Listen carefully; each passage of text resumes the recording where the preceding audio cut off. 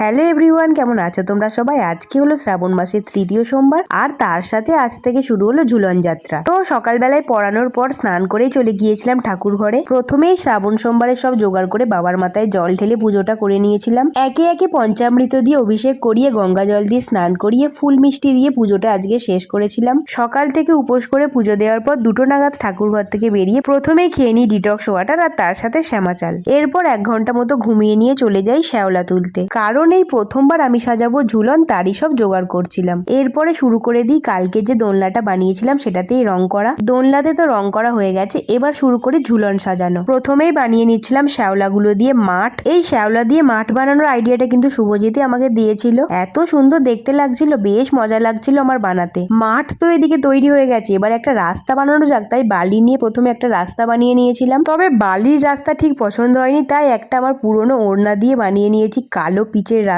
রাস্তাটা ফাঁকা ফাঁকা লাগছিল, তাই সাদা কাগজ দিয়ে বানিয়ে নিয়েছি জেব্রা ক্রসিং। এরপরে চলে এসেছে শুভজিৎ, ওর বাড়িতে যা যা পুতুল আছে সেগুলো আমায় দিতে, কারণ ওরাও আগে ঝুলন সাজাতো। এত সুন্দর রাস্তায় গাড়ি না চললে হয়, তাই 4-5টা গাড়ি দিয়ে সাজিয়ে দিলাম রাস্তা। আমার সাজানো মোটামুটি হয়ে গেছে, লাস্ট ফিনিশিং দিতে শুভজিৎ বসে পড়েছে। এরপরে আমি বানিয়ে নিচ্ছিলাম মালপোয়া, কারণ আজকে ভোগে দিয়েছি মালপোয়া। ঝুলন সাজানো কমপ্লিট, সবার নিমন্ত্রণ রইলো আমার সাজানো ঝুলন দেখতে আসার। কেমন সাজানোটা হয়েছে একটু জানিও। দেখা হচ্ছে এবার পরের ভিডিও।